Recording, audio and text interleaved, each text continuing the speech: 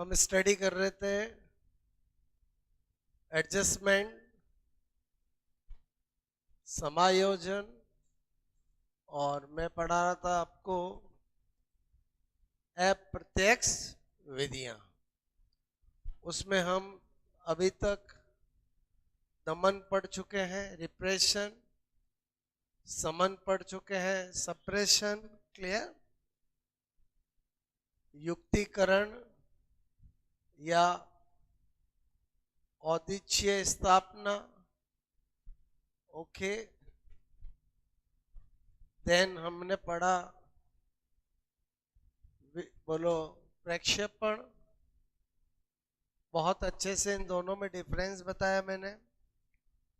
उसके बाद पढ़ा हमने उदात्तीकरण, सब्लिमेशन या उन्नयन।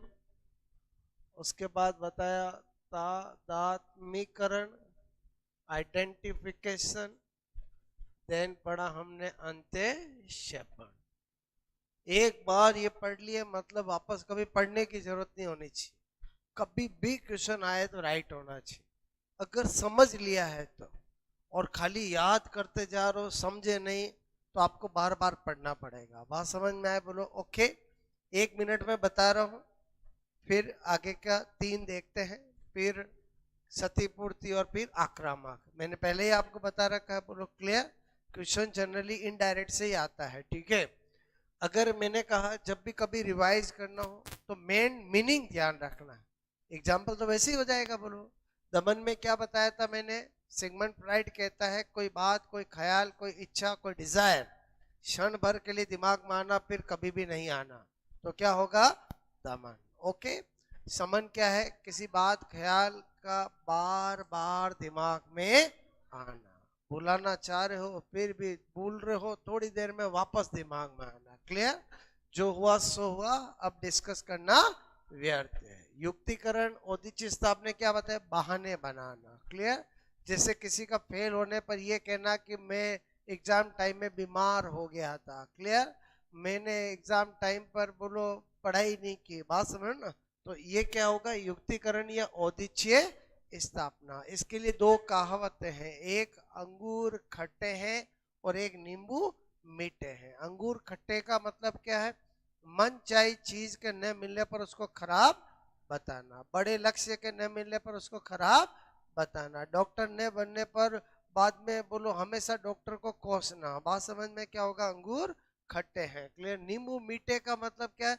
छोटे लक्ष्य को बहुत बड़ा बताना, क्लियर। झोंपड़ी में रहने वाले का कहना कि रहने का असली मजा तो झोंपड़ी में आता है, क्लियर, ओके। दोनों कहावतें समझ में है। इसमें और इसमें क्या डिफरेंस है? प्रक्षेपण मतलब अपना दोष किसी और पर डालना, नाच न जाने आंगन टेढ़ा, क्लियर। किसी के असफल होने पर यह कहना कि मुझे टीचर ने सही नहीं पढ़ाया था, तब क्या है? प्रक्षेपण। किसी के असफल होने पर यह कहना कि मैं एग्जाम टाइम में बीमार हो गया था, युक्तिकरण। बात समझ में आया? बोलो अपना दोष किसी और पे डालना, ओके। मेरी बात समझ में आए? बोलो ठीक है। उदात्तीकरण, किसी घटना विशेष से हृदय परिवर्तन हो जाना। एग्जाम्पल बताया मैंने आपको कि वाल्मीकि का डाकू से ऋषि बनना, दाते कालिदास सूरदास जैसे का प्रेम प्रसंग और पत्नियों द्वारा अपमानित करने पर बड़ी बड़ी रचनाओं का निर्माण करना, क्लियर, ओके। और तादात्म्यकरण, अंतर से अगेन बहुत इंपॉर्टेंट है। इसमें मीनिंग तो क्या? ताद यानी उस जैसा, आत्मीकरण यानी अपने आप को समझना, किसी को अपना फैन बनाना, किसी का जैसे कपड़े पहनना, हेयर स्टाइल करना, चाल ढाल करना, एक्टिंग करना, बात समझ में? ओके, वो सब तादात्म्यकरण है। अंतःक्षेपण क्या है? किसी को अपना अभिन्न अंग मान लेना। किसी खिलाड़ी को आप अपना आइडियल मान रहे हो, खिलाड़ी ने बोलो मुंडवा लिया सिर तो खुद ने भी मुंडवा लिया सिर, तब तो क्या है? तादात्म्यकरण। खिलाड़ी के हाथ में चोट लग गई तो खुद के हाथ में चोट लगा लेना अंतःक्षेपण है। अरे बोलो बात समझ में आए कि नहीं आए? बोलो क्लियर। इन दोनों में समझ में आया? बोलो ये समाज के लिए क्या है? खतरा है। बोलो बात समझ में? ओके। इसके लिए मैंने कहावतें बताई, बोलो बात समझ ना। You with in me and me with in you. बोलो अक्सर आजकल नौजवान एक दूसरे को कहते हैं तुम मुझ में और मैं तुझ में हूं, ऐसा नहीं कहना चाहिए, ये क्या है, अंतरक्षेपण है। Clear, I am always with you, मैं हमेशा तुम्हारे साथ हूँ, ये भी अंतरक्षेपण है। क्लियर, ओके, क्या बोला मैंने, समझ में आया? बोलो, मैंने क्या बोला? ओके, अब 7 समझ में आ गई। अब आगे की देखो, आगे के फिर 9 और 10 दो बड़े इंपॉर्टेंट है।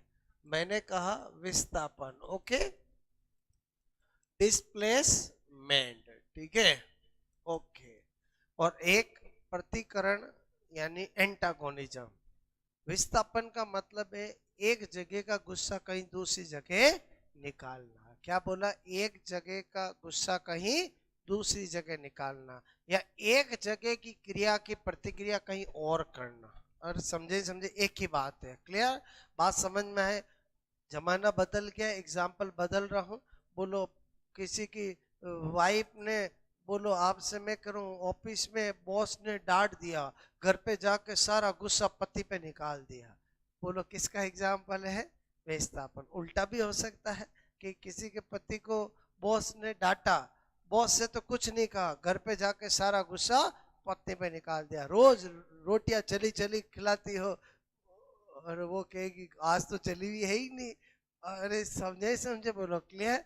तो कहीं का गुस्सा कहीं निकालना, क्या ये विस्थापन जैसी चीजें होती कि नहीं होती है? बोलो होती है। क्लियर, और बहुत सारे एग्जाम्पल दे रहा हूँ आपसे। मैं कह रहा हूँ कि एक बड़ा बेटा है, वो रोज लेट आता है। एक दिन पिताजी ने उसको खतरनाक डांटा। क्लियर, थोड़ी पिटाई विटाई भी कर दी।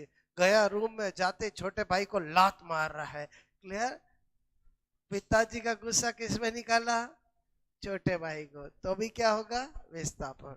अब एक ऐसा है जिसके पिताजी, वो बेटा ही एक ही है, बात समझ में, तो पड़ोसी के तो लाएगा नहीं।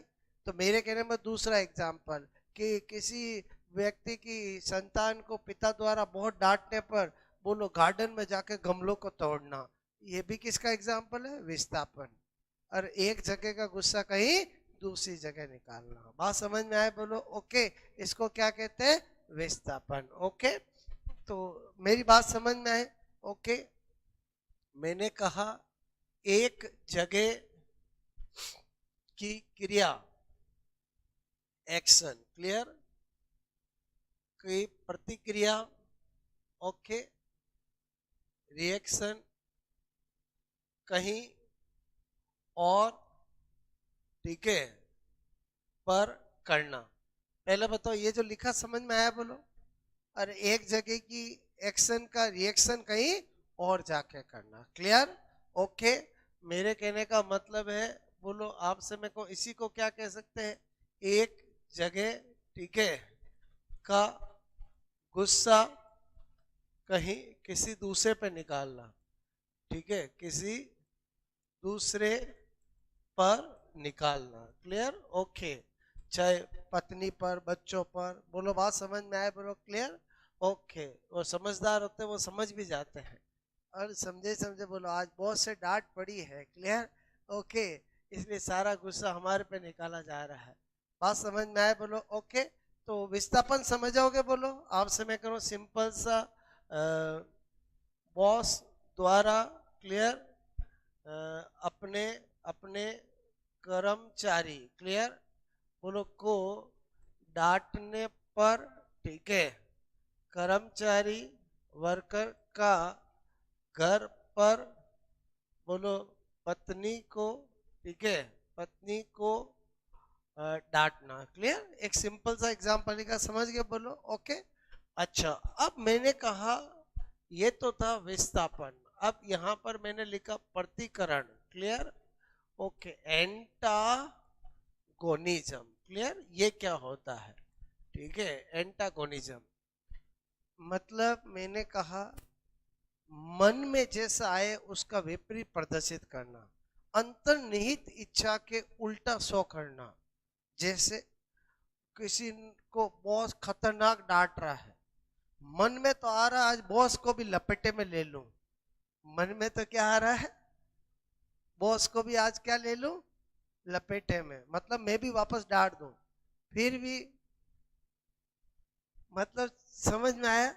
बॉस डांटे जा रहा है, मुंह पर मुस्कान रख रहा है, क्या है? एंटागोनिज्म। एंटागोनिज्म मतलब समझ गए कि अंतर्निहित इच्छा के विपरीत प्रदर्शन करना, और अंतर्निहित इच्छा के विपरीत प्रदर्शन करना तो क्या होगा, एंटागोनिज्म। और डिस्प्लेसमेंट क्या है बोलो, एक जगह का गुस्सा, एक जगह की क्रिया की प्रतिक्रिया कहीं और जाके करना। बात समझ में आए बोलो, ओके।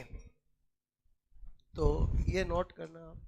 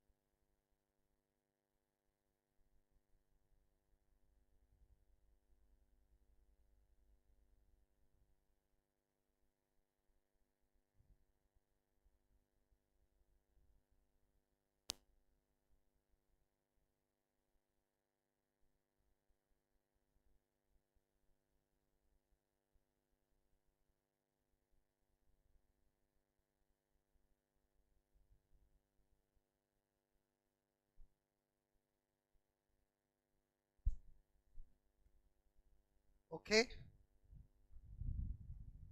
इधर क्या बताया मैंने आपको, अंतर्निहित इच्छा के विपरीत बोलो प्रदर्शन करना। अब इसके लिए कहावतें भी है, इधर देखना। आपको एग्जाम में पूछा जाए, मुंह मुंह पर राम बगल में छुरी, मुंह पर राम बगल में छुरी, छुरी, ये कहावत है। मतलब समझ के बोलो आपको, क्लियर, ओके। मतलब मुंह पर तो मीठा मीठा बोल रहा है और पीछे आपकी बुराई कर रहा है, ये भी क्या है बोलो, और ये भी क्या है बोलो, यही होगा बोलो, क्लियर। एंटागोनिज्म का मतलब समझिए बोलो, कि जैसा अंतर्निहित इच्छा है उसके विपरीत प्रदर्शन करना, ओके। एग्जाम में पूछा जाए, बुगला भगत किसका एग्जाम्पल है बोलो, इसी का है। बुगला भगत मतलब सब एक ही चीज है। अरे बगुला भगत एक कहावत है कि भाई मुंह पे तो क्या बोल रहा, मीठा, और यूं मन में उसके बहुत कड़वड़ाहट है। अरे ऐसे लोग होते हैं कि नहीं होते बोलो, क्लियर। मैं क्या बोल रहा हूँ समझ में आया। आपको दूसरों से पता चलता है कि आपकी तो बहुत बुराई करता है, और आपको सोचे यार मैं तो जब भी मिलता हूँ बहुत मीठी मीठी बातें करता है। इसका मतलब वो क्या है बोलो, प्रतिकरण। बात समझ में आए? अंतर्निहित इच्छा के विपरीत प्रदर्शन करना, क्लियर, ओके। मेरी बात समझ में आए बोलो आपको। इसी तरह से मैंने कहा, बॉस के डांटने पर भी मुंह पर मुस्कुराहट रखना, क्लियर। मन में तो क्या चल रहा है, आज बॉस को भी क्या ले लूं लपेटे में, क्लियर।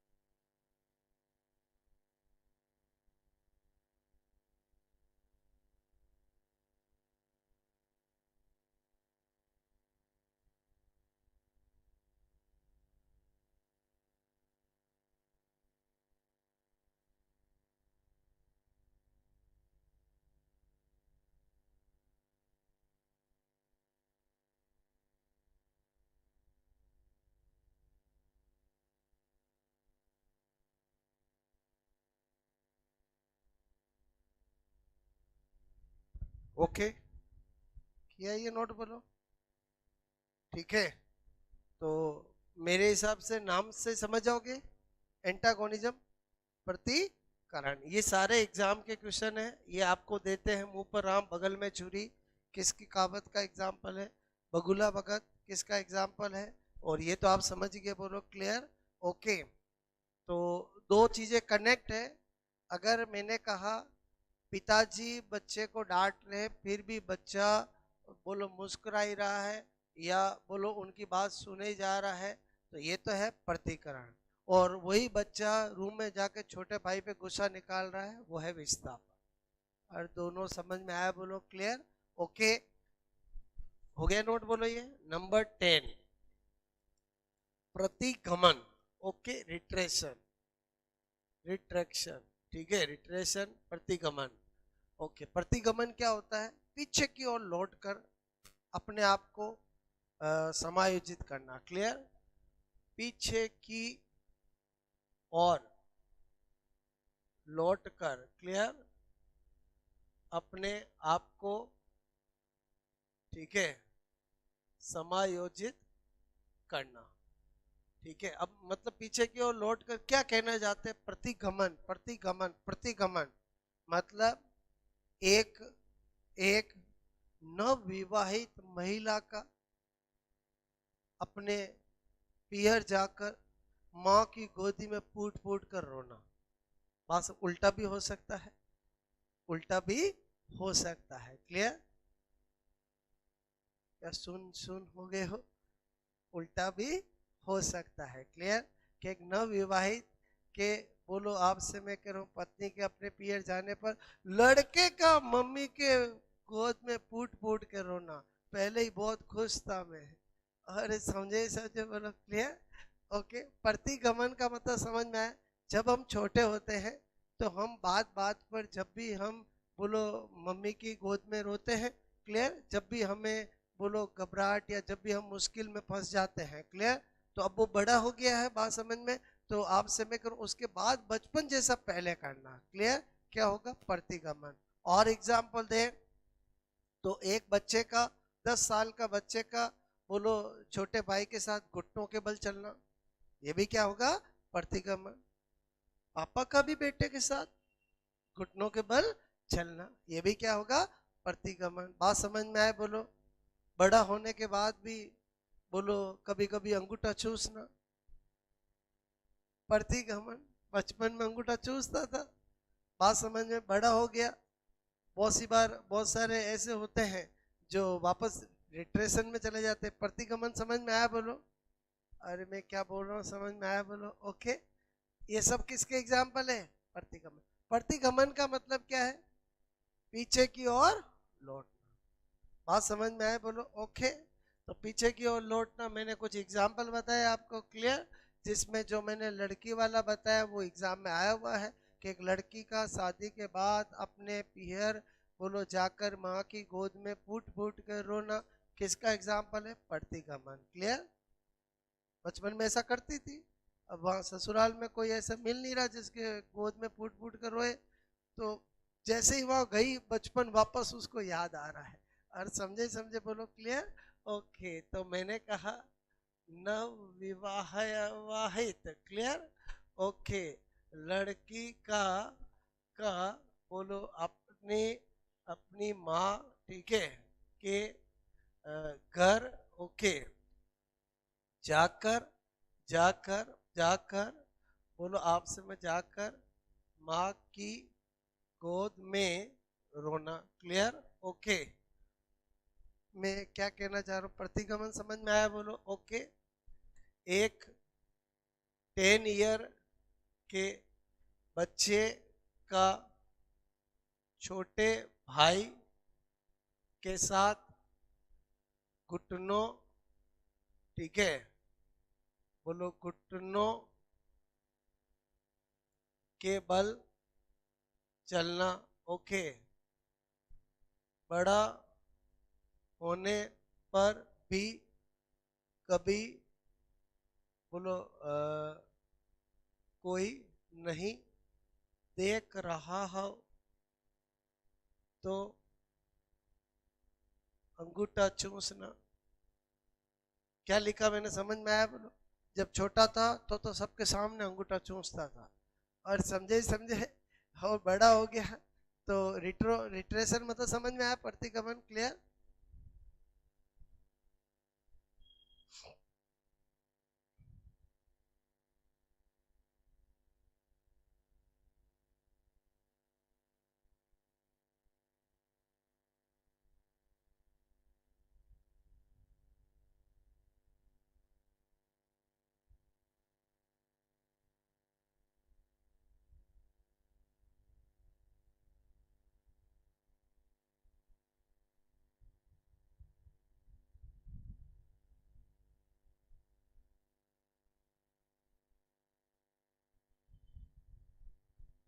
ओके, तो आपको मैंने सारे के सारे मेथड अच्छे से समझाए।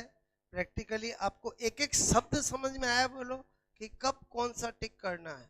और सब समझने से फायदा क्या होता है, एग्जाम में 4 ही ऑप्शन होते हैं। और क्लियर? आपको कोई भी एग्जाम्पल दिया तो बस आपको ये देखना है कि ये एग्जाम्पल मेरे दिए गए 4 ऑप्शन में किसके साथ सेट हो रहा है। कुछ ऑप्शन तो ऐसे होंगे देखते ही काट दोगे, अरे बोलो वो तो कट ही जाएंगे। जो बच्चे आप बारीकी से पढ़ोगे कि ये करूं कि ये करूं, दैट्स ऑल, काम हो जाएगा बोलो। ओके,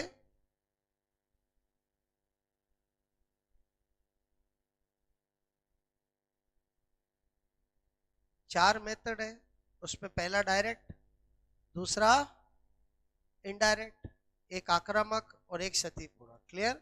जो इनडायरेक्ट है, अप्रत्यक्ष है, उसकी विधियां ज्यादातर एग्जाम में पूछी जाती है। पूछने का तरीका दोनों है, एग्जाम्पल देके कौन सी विधि है, या विधि देकर उसका क्या एग्जाम्पल है, या जितने भी कहावतें बताई वो भी देकर पूछा जाता है। नाच न जाने आंगन टेढ़ा, ये किस मेथड को बताता है? बगुला भगत किसको बताता है? अंगूर खट्टे हैं किसको बताता है? नींबू मीठे हैं किसको बताता है? क्लियर? ओके, तो ये तो समझ में आ गया बोलो। अब मैंने कहा हम आ जाते, हम 4 मेथड थे, डायरेक्ट इनडायरेक्ट। अब किसकी बात कर रहा हूं मैं बोलो? हम पढ़ रहे थे समायोजन। क्लियर? की विधियां, ठीक है। और विधियों के अंदर मैंने 4 मेथड की बात करी थी। 4 मेथड के अंदर पहला हमने देखा था प्रत्यक्ष। क्लियर? दूसरा देखा था अप्रत्यक्ष। क्लियर? जिसके अंदर मैंने 10 मेथड बताया आपको। अब मैं बता रहा हूं तीसरा आक्रामक। क्लियर? आक्रामक। ओके, मैंने कहा बोलो एग्रेसिव, ठीक है, एग्रेसिव मेथड। ओके, आक्रामक, आक्रामक विधियां, ठीक है। अब मैंने कहा आक्रामक एग्रेसिव भी 2 तरह का, एक प्रत्यक्ष और अप्रत्यक्ष। प्रत्यक्ष क्या होता है? मैंने कहा यह भी निम्न 2 प्रकार, अब आप थोड़ा 5 मिनट वापस दो, 2 प्रकार बोलो की होती है, ठीक है। बोलो, एक क्या होगी? प्रत्यक्ष आक्रामक। क्लियर? आक्रामक मैंने कहा विधि। ओके, और एक क्या है बोलो? अप्रत्यक्ष, ठीक है, अप्रत्यक्ष आक्रामक विधि। एक डायरेक्ट एग्रेसिव और एक इनडायरेक्ट एग्रेसिव। डायरेक्ट एग्रेसिव में क्या होगा कि अगर किसी व्यक्ति ने आपको कष्ट पहुंचाया, चोट पहुंचाई, तो हाथों हाथ उस सामने वाले व्यक्ति को कष्ट पहुंचा दिया, बोलो दुख पहुंचा दिया, तो क्या है? डायरेक्ट आक्रामक। किसी ने चांटा मारा नहीं, वापस आपने चांटा मार दिया, तो क्या है? और समझे? किसी ने आपको बुरा भला कहा नहीं, हाथों हाथ आपने भी बुरा भला कहा है, तो क्या है बोलो?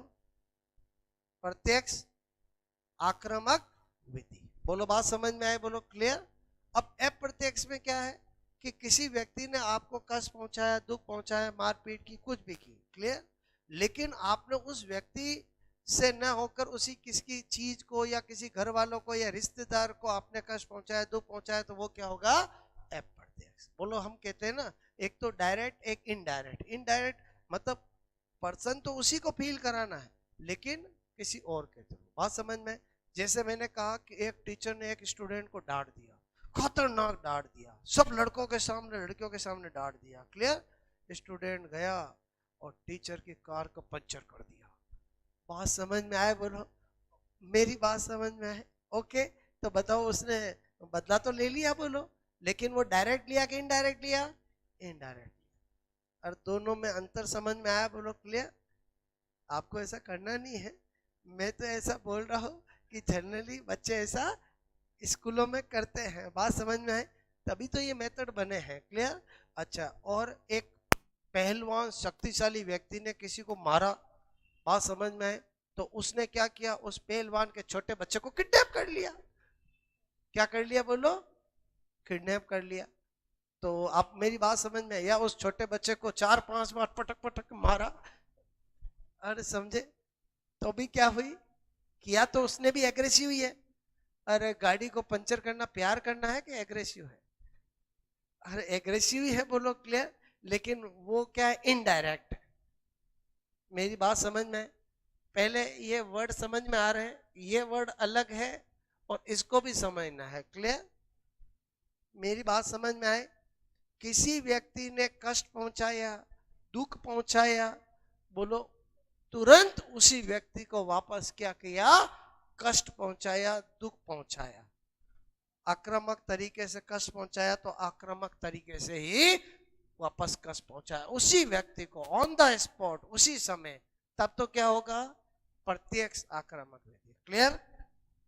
अप्रत्यक्ष आक्रामक विधि क्या है कि किसी व्यक्ति ने कष्ट पहुंचाया, दुख पहुंचाया, तो उस व्यक्ति को उस समय ना पहुंचाकर उसके किसी संबंधी या उसकी कोई ऑब्जेक्ट, ऑब्जेक्ट कुछ भी हो सकता है। बोलो, किसी की डायरी भी एक ऑब्जेक्ट है, किसी का घर भी एक ऑब्जेक्ट है, किसी की कार भी क्या है, एक ऑब्जेक्ट है। क्लियर।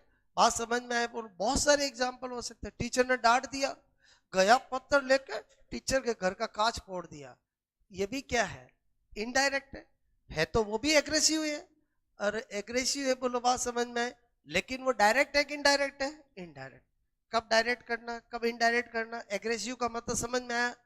एग्रेसिव का मतलब समझ में आया? बोलो आपको क्लियर। ओके, तो अब मैं लिख रहा हूं, ध्यान से समझो। एक बार वर्ड समझ में आने चाहिए। क्लियर, रटने नहीं है। डायरेक्ट एग्रेसिव मेथड और इनडायरेक्ट एग्रेसिव मेथड समझ जाओगे इंग्लिश में। ओके, मैंने कहा किसी ओके व्यक्ति, किसी व्यक्ति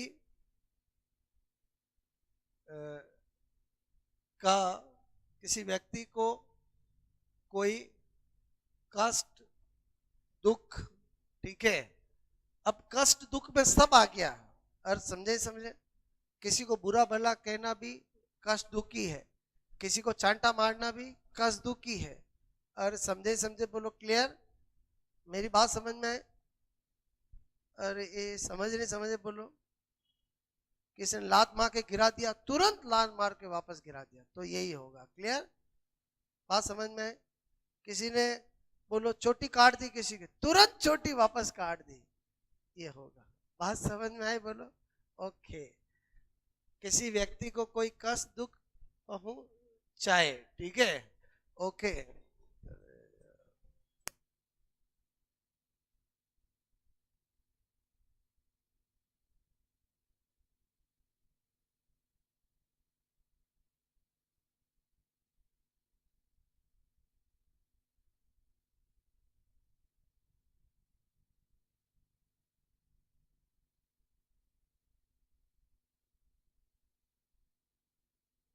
क्या बोल रहा हूँ, पहले मैं जो बताना चाह रहा हूँ समझ में आया? मेन दिमाग में जाना चाहिए, शब्द समझ रहे हो? बोलो, किसी व्यक्ति को कोई कष्ट दुख पहुंचाए तो तुरंत, क्लियर, ओके, उसी समय, उस उसी समय उस व्यक्ति, ठीक है, को को वैसा ही दुख या कष्ट पहुंचा देना। पहले बताओ समझ में आया? बोलो, और मीनिंग समझ जाओगे? बोलो क्लियर। ओके, मैंने क्या कहा, अगर चीज दिमाग में चली गई है तो फिर भाषा अपने आप आपको पढ़ते ही पता चलेगी। और यूं भले 10 बार पढ़ रहे हो, अगर फंडा दिमाग में क्लियर नहीं है तो आपको कभी पता ही नहीं चलेगा मुझे क्या करना है, क्योंकि आते तो एग्जाम्पल है। अरे बोलो, आते तो क्या है, एग्जाम्पल। क्लियर।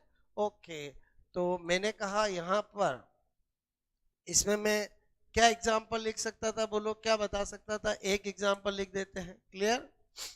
किसी, ठीक है,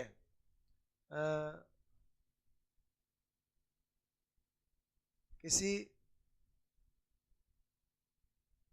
स्टूडेंट ने किसी दूसरे स्टूडेंट को मारा तो तुरंत तुरंत उसने भी उसको मारा। क्लियर? तो ये क्या होगा बोलो, और ये क्या होगा? बात समझ में आए? एग्जाम में तो टीचर स्टूडेंट का आता है, अच्छा नहीं लग रहा इसलिए मैं ये बता रहा हूँ। और समझे समझे बोलो, क्लियर? ओके। अच्छा, फिर मैंने कहा इनडायरेक्ट समझ के बोलो, किसी व्यक्ति को कोई कष्ट या दुख, ठीक है, पहुंचाए तो उस, बोलो आपसे मैं कह रहा हूं, उस व्यक्ति के किसी वस्तु, ऑब्जेक्ट, क्लियर? ओके, कार, घर, बासन या रिश्तेदार, क्लियर? बोलो उस, बोलो वो रिश्तेदार, समझ गए? कोई आगे, सब रिश्तेदार में सब आते हैं कि उसके कोई घर पे डोकरा, बूढ़ा डोकरा है, वो रास्ते में जा रहा था, उसको धक्का दे देना, और समझे, मतलब कुछ भी आ सकता है। क्या रिश्तेदार को कष्ट या दुख पहुंचाना, ठीक है? बताओ क्या होगा? इनडायरेक्ट। बात समझ में है? जैसे मैंने कहा टीचर के डांटने पर, बोलो डांटने पर एक विद्यार्थी का का स्कूल के बाद टीचर की गाड़ी का टायर पंचर कर देना, कांच फोड़ देना, और समझे समझे बोलो, क्लियर? ओके, ये समझ में आया बोलो? आपको नोट करोगे?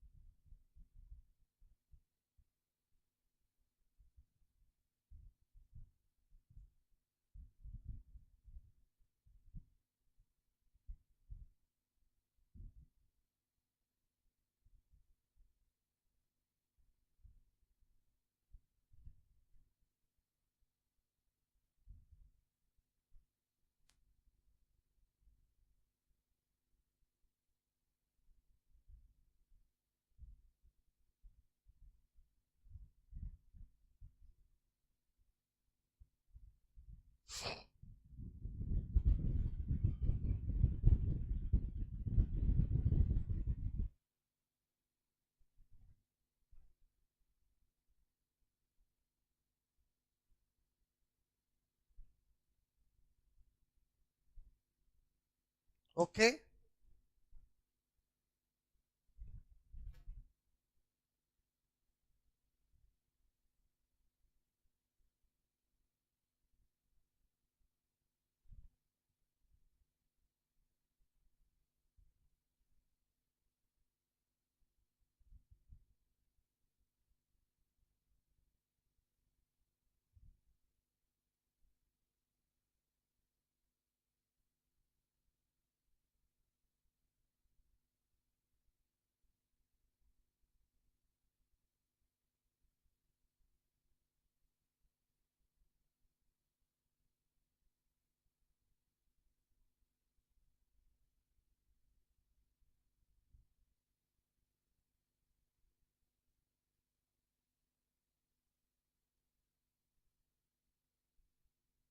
आई बात समझ में? बोलो।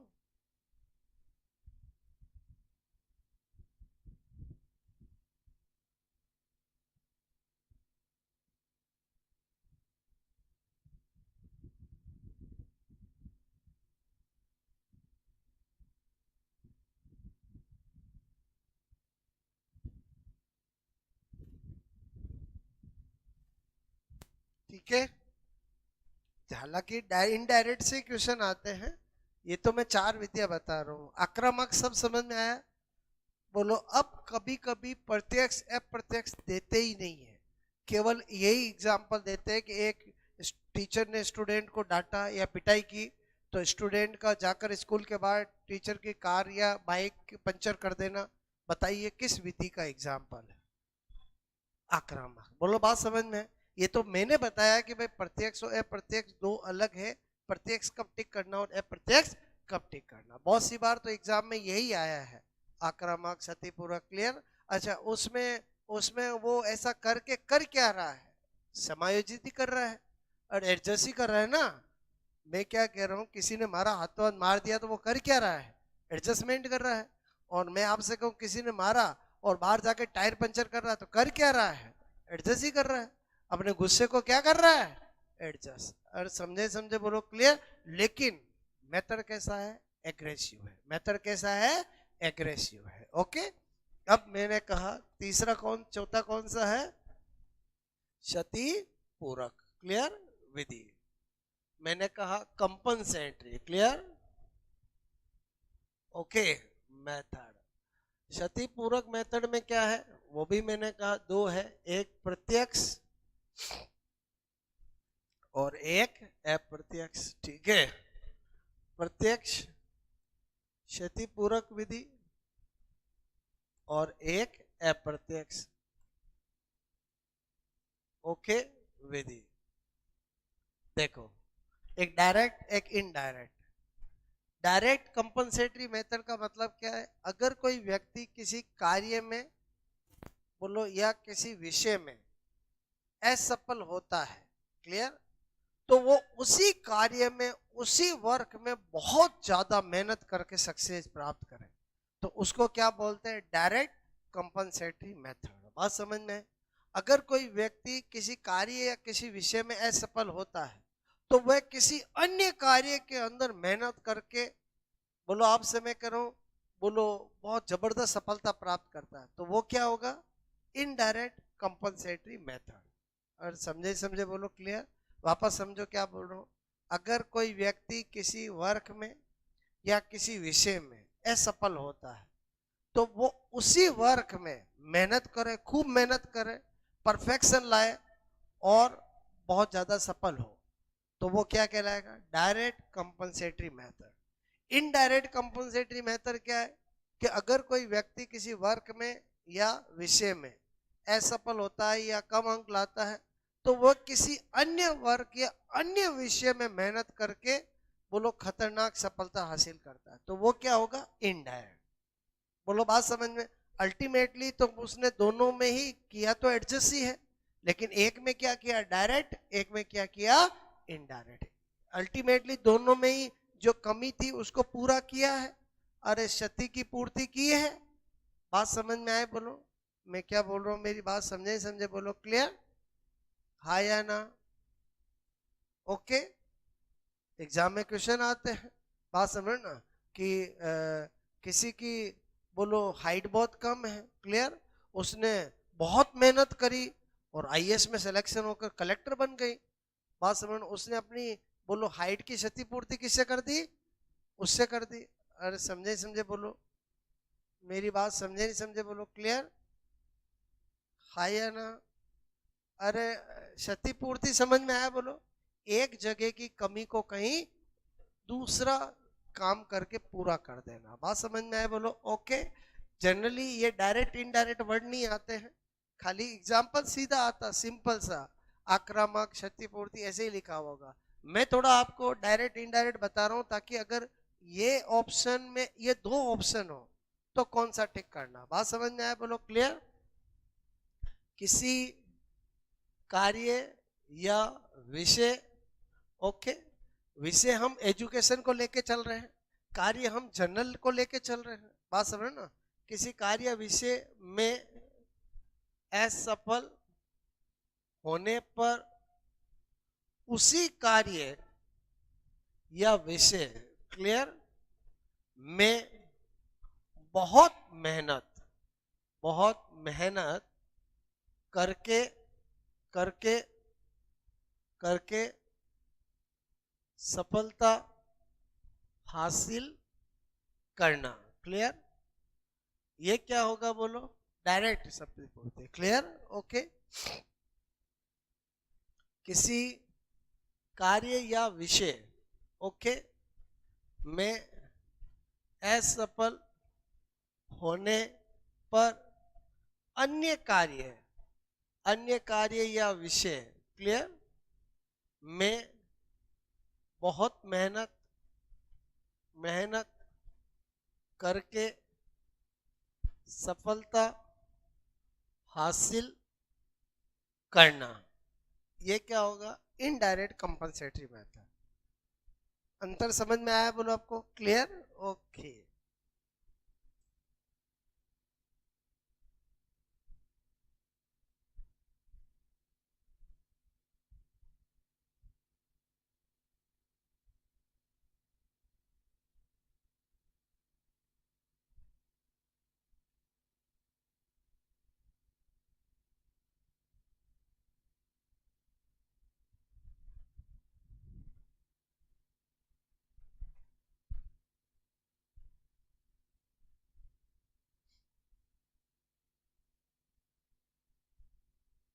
ओके, तो आपको ये मेथड समझ में आया बोलो?